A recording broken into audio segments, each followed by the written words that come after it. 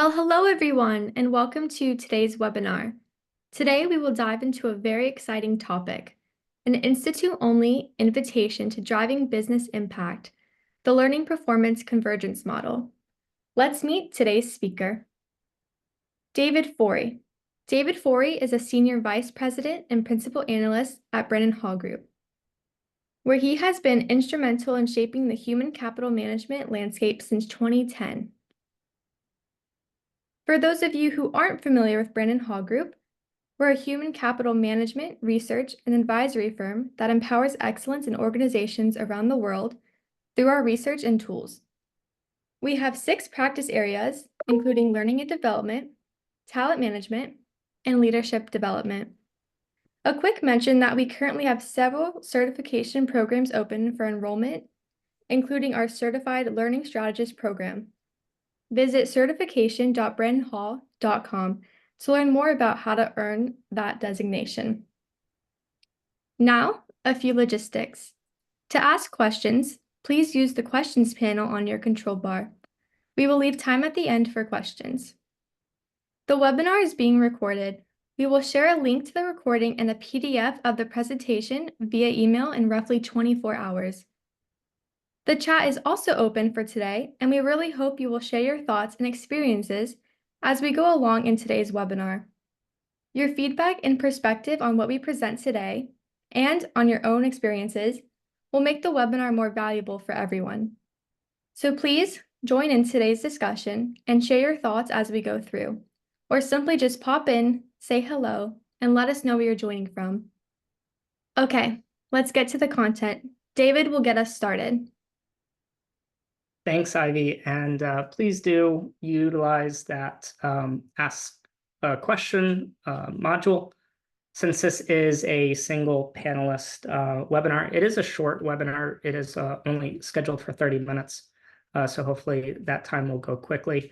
But if we have some engagement in the chat, it would really help out. Well, welcome everyone.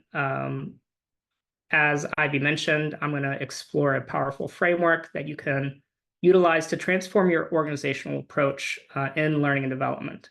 But before we dive in, I wanted to mention that this presentation is typically reserved for Brennan Hall Group Institute members. We're offering this as a special session to our broader audience for a limited time, so I really hope you enjoy. Today, we'll explore the model that addresses one of the most persistent challenges in L&D, how to link learning initiatives to business performance. So whether you're struggling with this alignment or looking to refine your current approach, you'll come away with some practical insights. So we're going to dive into that first poll. So if you can write in the poll, how well aligned is your current learning strategy with your organization's business objectives? If you can just please choose one that's going to describe your current situation. While we're waiting for some responses, let me share a few thoughts with what we've seen in our research.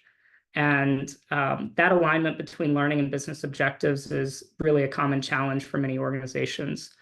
So if you're marking that off currently, you're not alone. Our research actually shows that organizations with strongly aligned learning strategies are 3 times more likely to report improved business outcomes. But as I mentioned previously, it is, sometimes few and far between. So, Ivy, how are we looking with the polls? It's looking great. I'm going to share the results now. It looks like 55% are somewhat aligned. Okay. Yeah, that's pretty common. That complete alignment is typically something that is few and far between, as I mentioned. So somewhat aligned, it sounds like people are on the right track. There is some improvements there. And then there are a few people on the lower side with not very aligned and not at all aligned. So I am sure that as we close that poll, part of this presentation is to address that. And I do appreciate, understanding where each of you are coming from. This model that I'm going to share, I'm going to kind of wait until the end because the model itself has several different modules. So I'm going to take you through it kind of piece by piece and build it together. And then once we get to the end, you'll be able to see how everything fits together. But the model itself at its core is a framework to bridge the gap between learning activities and business outcomes, leveraging a blended approach across formal, informal, and experiential learning to drive that measurable results. So we'll walk through this model and how you can sometimes back into that blended learning approach. A lot of learning practitioners like to start with, I think that when I came into this industry in 2012, my first week onboarding and learning and development, I was told, of course, about the 70-20-10 model. And I thought that that was a benchmark that we all had to drive towards. And this model shows us that, based on the outcomes that are desired, how we can get there and how we can choose that mix. So we'll get there in the next 20 minutes here. So first of all, there's 5 real components that you're going to see in this model. You're looking at this first one here, business performance outcomes. So if you are looking, I guess, down this skinny section here, the business performance outcomes, you might see that we are trying to drive revenue growth or profit increase, new products, customer satisfaction. You're going to see that we're going to continue these 4 scenarios or examples as we go through. And each one is going to play a critical role. So to explore this in more detail, the business performance outcomes is our starting point. So we need to ask ourselves, what does the organization need to achieve? These are the overarching goals that drive our learning initiatives. For example, if it could be increasing sales by 15% or reducing customer churn, or even improve product quality metrics. It's critical to engage with the business leaders, of course, to understand the outcomes fully. But if we start here, we can ensure that every learning initiative is tied directly to the business need from the very beginning. And if you're familiar with our awards program, which our HCM Excellence Awards will be announced next week, our Tech Awards have another month left in the application process. You know that we always start our awards programs with aligning to the business need. And that's why when we developed this learning performance convergence model, that is really where we started. How well can we align to the business need? But it really doesn't stop there. Once we understand the business outcomes, we need to translate that into what it means for the individual learners themselves. What specific behaviors or skills do our employees need to exhibit or develop to drive those business outcomes? For instance, for our business outcomes to increase sales by 15%, our learner performance outcomes might include improving product knowledge or enhancing negotiation skills, developing better customer needs analysis. So you can see here in this chart that's kind of slowly modifying. We had revenue growth, product increase, and customer success. So you can see how we're tracking those along, just with different types of learning performance outcomes. The learning objectives identification, this is where we get more specific. Based on our learner performance outcomes that we just decided upon, what exactly do we want our learners to know or be able to do after completing this learning experience? We always like to utilize SMART objectives as a reminder that specific, measurable, achievable, relevant, and time-bound objectives. For example, after completing this program, a sales representative will be able to accurately describe the top 5 features of our new product line and articulate 3 key benefits for each feature. Moving along to the 4th one, learning scenario construction. Now that we know what we need to achieve, we can design our learning experiences. This is where the art and science of the learning design come into play. We need to create that blend of formal, informal, and experiential learning that I talked about earlier. And remember, it's not about forcing that 70-20-10 that I was taught my first week of learning and development, but instead it's about finding the right mix for your specific needs. This could involve e-learning modules, classroom training, on-the-job practice, coaching sessions, collaborative projects, or any combination that makes sense for your learning objectives. And finally, the learning modality assessment. We need to continually assess and adjust our approach. This involves gathering data on the effectiveness of our learning scenarios getting feedback from learners and stakeholders, and measuring the impact of both learning performance outcomes and business performance. This step is very critical because it allows us to refine our approach over time, ensuring that we're always improving and delivering the most effective learning experience possible. By working through these 5 components, we've created a direct line from the business need that we started in, all the way down to the performance improvement that we're going to see. So now that we understand the core components that are in this model, let's see how we can implement them in our organization. So one thing that you need to do, and one of the most critical aspects of the learning performance convergence model, is identifying those performance and business outcomes. This step is really fundamental to the success of any learning initiative. The first step is to engage with business leaders and stakeholders. What are the key objectives for the organization that we want to improve? By starting here, we can ensure that the learning initiatives are aligned to real business priorities from the outset. Once we understand the business needs, we need to identify the specific behaviors or keys or skills that are key business outcomes. And then let's look at a few examples. If the business needs to increase revenue, we might need to focus on improving sales skills. If safety is a priority in your organization, our learning initiative might aim to reduce accidents. In a highly regulated industries, ensuring compliance might be your key outcome of your learning metrics.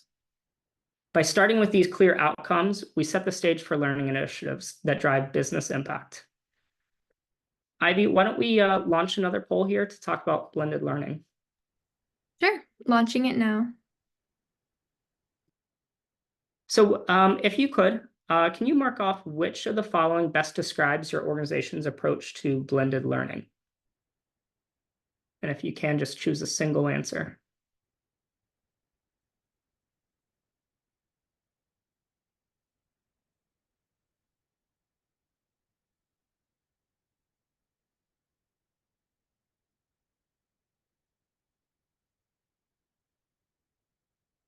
And Ivy, you can close that once you think we get to the right amount. But one of the things that I mentioned before is, blending learning isn't just about using multiple modalities, but intentionally picking the right ones. So it looks like we're using a mix of learning methods, but don't have a structured approach is one of the higher ones, as well as we mostly rely on formal training with some informal elements. This is very common to what we see in our research. So it looks very much in line with what we're seeing. And we've seen a trend in recent years towards more informal and experiential learning, but formal learning still plays the dominant role in most organizations. So I'm going to go ahead and close this poll. So to talk a little bit more about developing an effective learning blend, it's important to understand that there's no universal formula for this perfect learning blend. What works for one organization or industry or one type of learning objective even isn't going to work for another. So you'll see in our model that even though you work for one organization, you might have to lay out different models based on what you're trying to achieve. That's why we're going through this process. And as you saw, there's 4 different line items that we have in this model as examples, because your organization might also need to look at things a little bit differently. However, when designing your blend, consider some factors like your audience and what are your preferences or constraints that you might have within your organization. Also look at what is the nature of the subject matter. Some topics might lend themselves better to certain types of learning. And then, of course, what is your time frame? Thinking about those SMART objectives. This can impact the types of learning experiences you can realistically include in your model. So don't think of the formal, informal, experiential learning as separate silos. The most effective learning often happens when those types overlap. For example, you might reinforce a formal training session with an on-job application or peer coaching. But by thoughtfully blending different types of learning experiences, we can create programs that are engaging, effective, and directly tied to performance outcomes. So I know I made you wait 15 minutes to see the model that we have within our institute. So this is the full model, and maybe you can see why I paused a little bit. So we followed each one of these steps, that you see at the top along the way. And then each one of these lines, like revenue growth, you can see how the revenue growth 1, 2, 3, 1, 2, 3 kind of carries through. And then you can see over here that the first one we just went with 70, 20, 10 for an example, but it might look completely different when you're launching new products. You see this yellow, you might be doing 20 formal, 50 informal, and 30 experiential, for example. So I'm going to stay on the slide for a little bit longer here to talk about some ways that you can implement it within your organization, and hopefully you can internalize either one of these line items or something you're working on for your organization. So first of all, if you can identify the business performance outcomes, and again, as I mentioned, start by engaging with the business leaders and find out what are the key objectives for the coming year. What metrics are most focused on improving? This step ensures your learning initiatives are aligned with business priorities from the outset.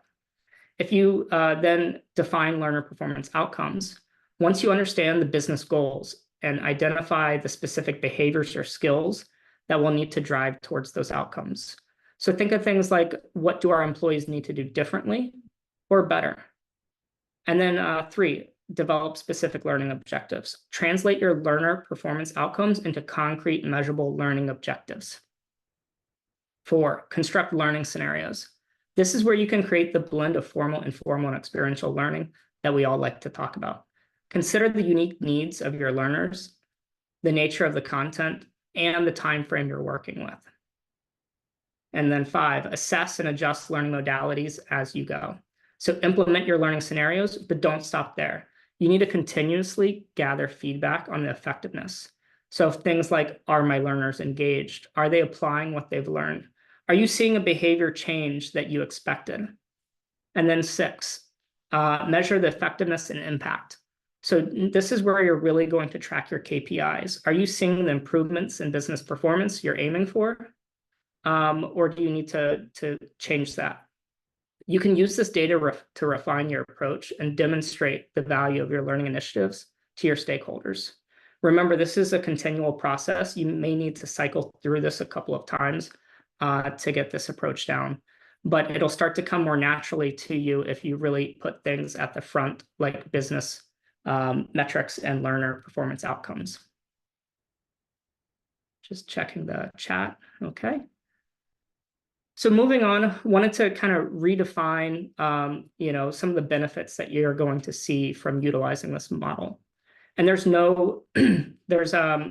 will be direct alignment between your learning and performance. So there's no more guessing about whether your learning initiatives are supported through your business goals. You'll have a clear line of sight from the left to the right on each learning experience and how that measures to specific business outcomes. You'll be able to see improved measurements of your learning effectiveness with those clear objectives and the focus on business outcomes. You'll be better equipped to measure and demonstrate to your leaders the impact of your learning programs. So for more personalized and engaging learning experiences, consider more specific outcomes that you might need. You can create more relevant and targeted learning experiences that really resonate with your learners. And then, of course, better allocation of learning resources. So as most of you are struggling with is the resources that are given to learning professionals. We've seen, budgets cut and staffing reduced. So now more than ever, we need a real clear understanding of what drives performance. So you can focus your internal resources on the learning initiatives that have the biggest impact to your business and your bottom line. And then perhaps even more important is the ability to show how your learning initiatives are directly contributing to business success. So this is going to help you secure buy-in and resources for your future learning projects. I did want to pause here and mention that this tool, this model, is one of many tools inside of our institute. And you'll be able to, with Institute, you can actually gain access to the Learning Performance Convergence model and hundreds of tools and resources available through the Brandon Hall Group Institute. Part of being an Institute member, you'll gain access to our full range of research, insights, exclusive content, all designed to help you drive performance within your organization. So as you're looking at this, if you can start to drop some comments into the chat, questions that you might have. I really hope you found value in today's session. As I mentioned, it is a quick hitter. Maybe you're having lunch or you just finished lunch and easing back into the day. Hopefully, I've helped you, encourage you to consider a new way to look at your learning programs. I also wanted to mention that if you join our institute, right now we're giving an extra 2 free months if you've attended this webinar. So it is a 1-year commitment, 12 months. You'll get an extra 2 months, so 14 months of access. You can actually join as you're on your own, or you can join with a team. Both are really impactful. And of course, but that's not all. We're also running a special promotion where you can get a free Stanley tumbler as a small token, one that we'll hope will energize you into all the resources that our institute has to offer. So we're going to get reminded here about upcoming webinars, but let's check in with if there's any questions in our poll. Questions in the chat. Ivy? Yeah, so it looks like we have a question here from Finn Holloway asking, we've tried to align our learning with business goals before, but we struggle to get buy-in from senior leadership. How can the learning performance convergence model help with this? That's an excellent question. And it's a very common challenge that most organizations face. The learning performance convergence model, I said it enough times today, can particularly help in gaining leadership buy-in for 2 main reasons. And I talked about these a little bit in the benefits of the program. First, it starts with the business performance outcomes. By beginning your learning design process with clear business goals, you're speaking the language of your senior leaders from the onset. So this model forces us to tie every learning initiative directly to the business need, which makes it much easier to demonstrate the value of leadership. Secondly, the model emphasizes measurement and assessment. The final component of learning modality assessment is all about evaluating that impact of your learning initiatives on both learner performance and business outcomes. This is going to give you some concrete data to show your leadership that your learning programs are directly contributing to business success.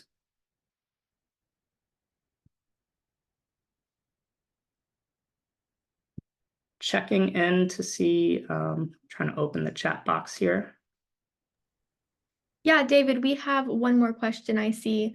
Looks like we have a question from Zara Blackwood. They are asking, our organization is quite traditional and relies heavily on classroom training. How can we start incorporating more informal and experiential learning without causing too much disruption?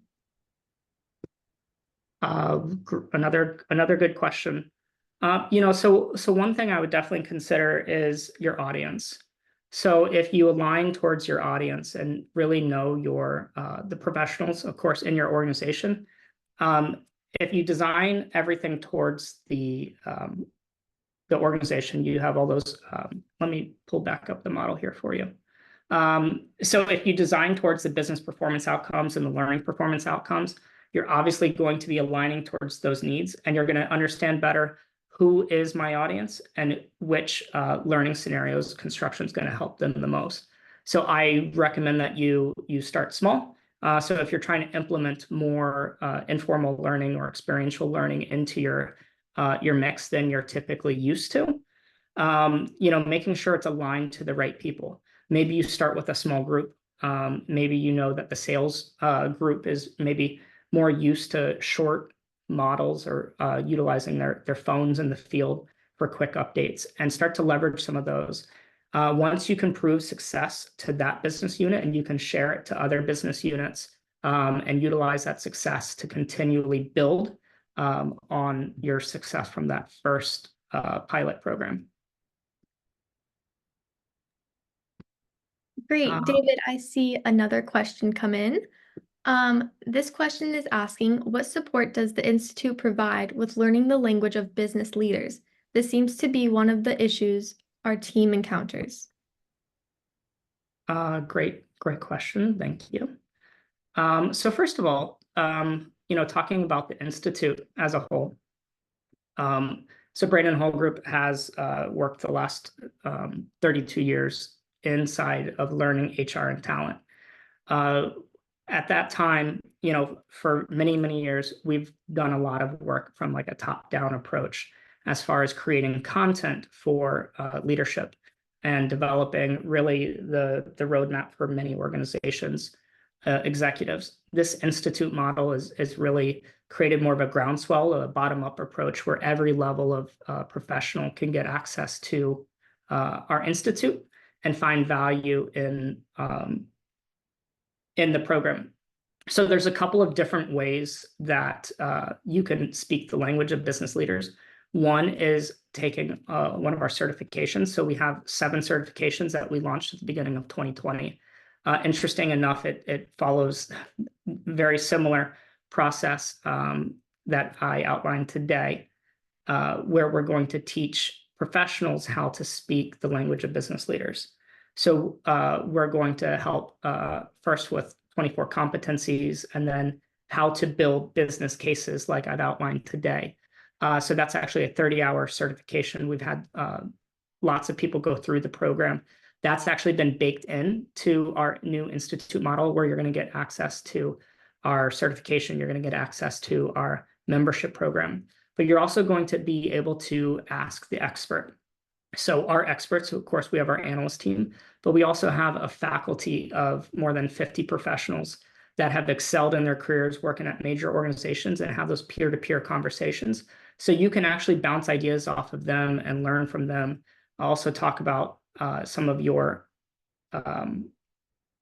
what you're working on in the field, what you're working on at your organization, and get insights from people that are in your shoes or potentially, maybe more senior if you're talking about business leaders.